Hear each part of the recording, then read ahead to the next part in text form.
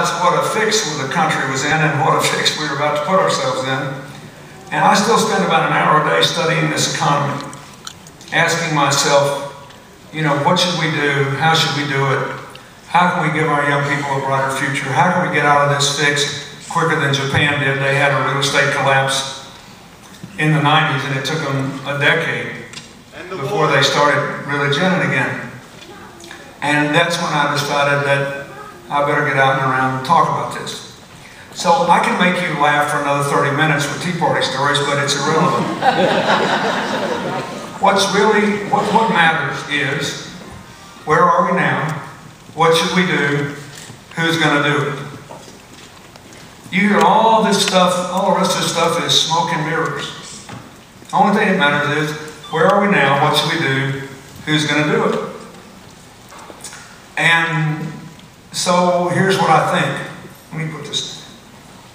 You basically got here dueling stories in this election.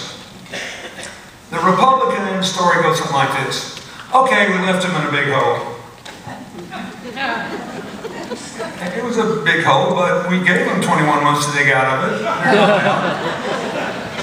Throw them out, put us back in.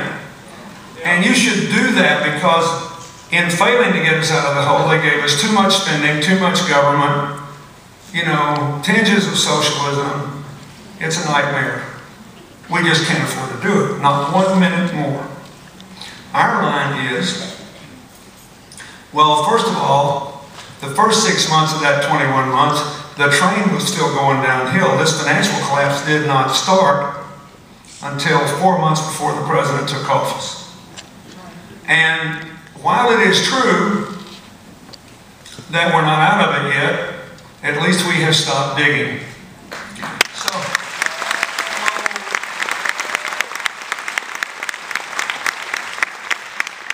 you gave them 8 months to dig this hole. Don't forget, before that financial collapse on September the 15th, 2008, before that, this country had produced 2.5 million jobs in 7 years and 8 months as compared to 22.7 million jobs when I was president. This country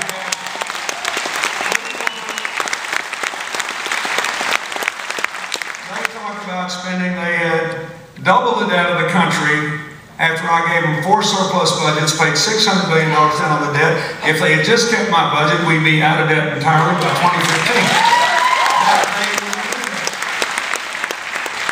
So our line is, all we're asking for is half as much time to get out of the hole as you gave them to dig.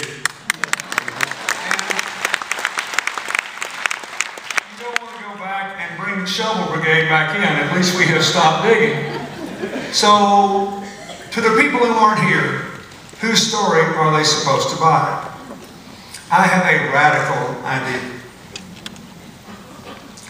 Let's treat this as if we cared about it. You know, you think about America, when something's really important to us, like football, don't laugh. When something's really important to us, like football, we look at the facts, don't we? So we're having pro football today, had an interesting day in college football yesterday. There will be millions of Americans today dissecting those games yesterday in great detail. And tomorrow there'll be millions more dissecting the pro football games. And they will not be just venting, they'll be talking about what actually happened. And the coaching staffs, before they start practice next week, will do what? They will look at the game film. First, they will look at their own game film and see what they did well and poorly and figure out how to improve it. Then they will look at the game film of next week's opponent, see what they did well and poorly, and they'll come up with a strategy. In other words, in the real world, we care about the facts. It's only when something doesn't amount to hill beans, like our children's future, the economy, the whole way America works, that we say, don't bother me with the facts, I got my mind made up, I know what I think. I'm an American, this is what we have to do. It's true, isn't it? Yeah.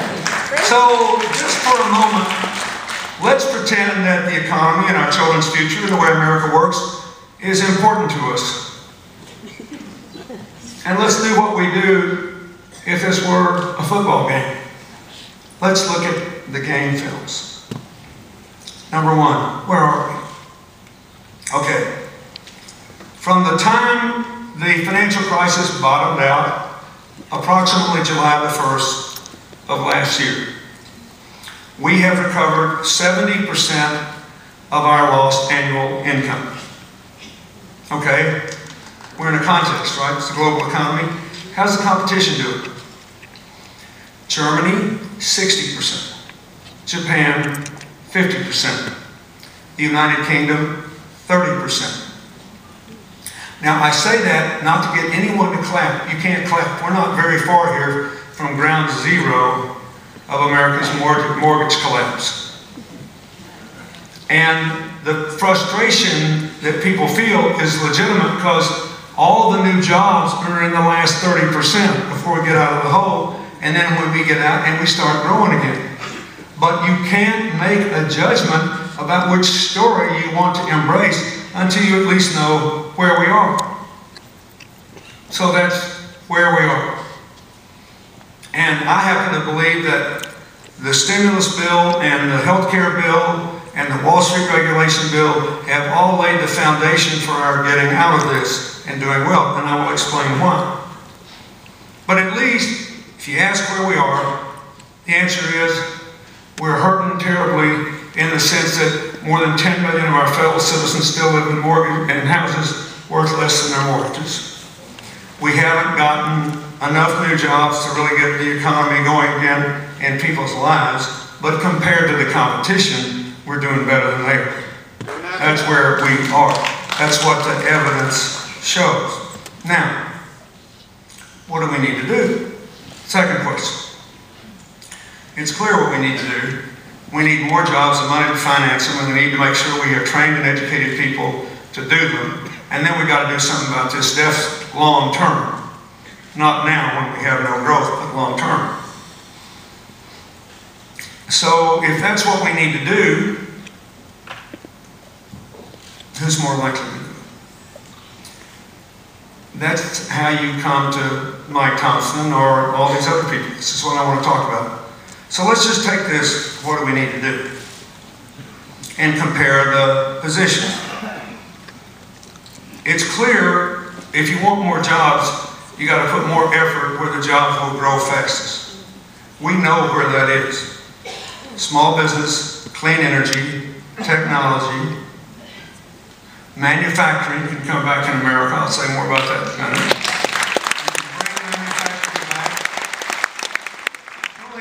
Just because we lost manufacturing jobs for 8 years in a row after I left office, when I was there, we gained manufacturing jobs for 68 years. Don't you let anybody tell you that we didn't make it. And finally, in infrastructure, building water systems and the kinds of transportation systems we need. But you start with small business, clean energy, and all those things. So, what has he done? First, he voted for the stimulus, and he voted for bills which give manufacturers of clean energy products a tax credit for every new job they bring to America, and encourages banks to finance them with loan guarantees and credits and other things. There's a whole new package of that before the Congress now. His opponents and the Republicans generally are against all that stuff. They want to repeal the uncompleted parts of the stimulus project. It will cost America tens of thousands, perhaps hundreds of thousands of jobs. It will take us out of the race for a clean energy future. All of our competitors will be cheering all around the world that we're going to give them all these jobs and all this technology. But it will be a calamitous thing for our country and for fighting climate change. And his opponent says climate change is hoax. If you ought to travel with me, I can tell you. When the North Pole melts this summer and boats start going across it, you won't think it's a hoax. And you'll kind of like it. But in 10 years, if it's obvious that the ice cap on top of Greenland is melting, that's 8% of all the world's fresh water. If it all pours into the North Atlantic and blocks the Gulf Stream, we could make the winters in Northern Europe so cold it'll be unbearable, and we might be in an irreversible fix here. Why not rescue the economy and save the planet at the same time? That's what he is voting for.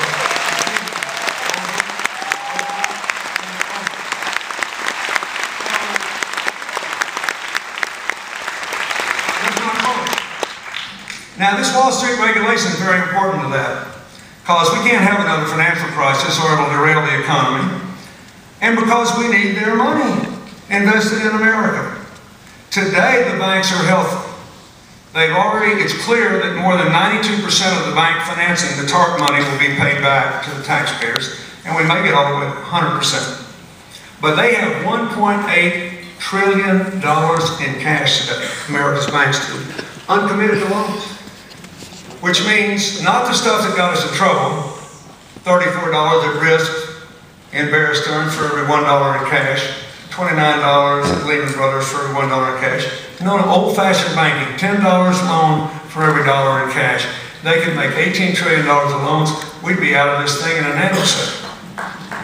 So, what does the Wall Street regulation bill got to do with that? It says no more high-risk, job-killing lending, and if you do it again, no bailouts. The executives and the shareholders of these companies will have to eat 100% of the loss, but we will oversee to make sure it doesn't happen. That's really important. What is the position, not just of his opponent, of the Republican Party in this election? Vote for us, please, so we can repeal that whole bill and let them go back and do what they did before, which makes a new meltdown more likely and a new bailout more likely, and would delay our recovery for Lord only knows how long. This is a clear choice. If you want to grow the American economy again, you got to support Mike Thomson and people just like him.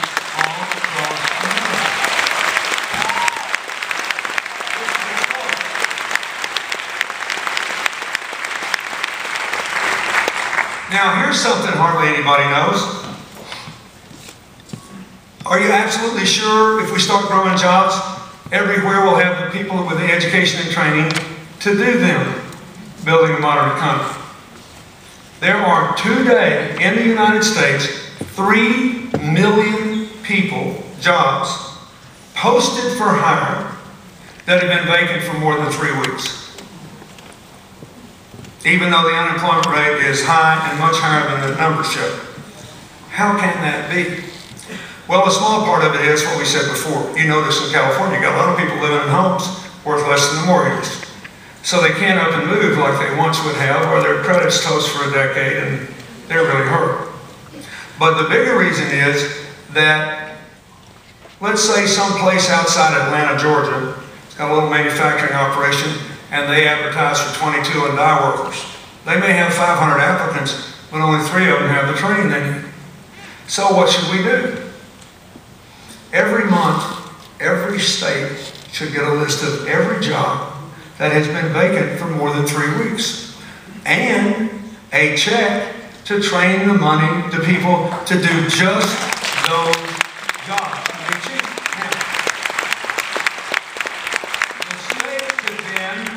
Give the money to the employer to do the training, which cuts down on the time you're on unemployment, which helps all employers, to the local community college, or to a certified training program run by a labor union, or anybody else. You can do it. But the point is, we now have the ability, because of technology, to get information we have never had before in real time about which jobs in every place in America are not being filled, and we ought to readjust our training programs so that every month in every congressional district in the United States, we are rolling this thing so that you don't have anybody out of work when we're dying as a country for 1 or 2 or 3 months because they haven't been able to get the training they need to take the job in question. Now, who's more likely to do that? His position is that we should, for all normal expenditures,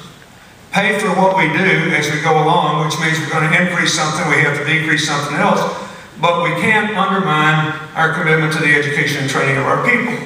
The position in the Republican Pledge to America is that we're going to have to cut everything besides defense and veterans and Medicare, which they wish to privatize and give to the health insurance companies. So they'll spend more on that. Everything else is going to have to be cut, depending on which numbers you believe, a minimum of 25%, but far more likely 50%. In other words, his position is, this is a waste of money, we're not going to do this anymore. And it's not just his opponent, it's That's the party line.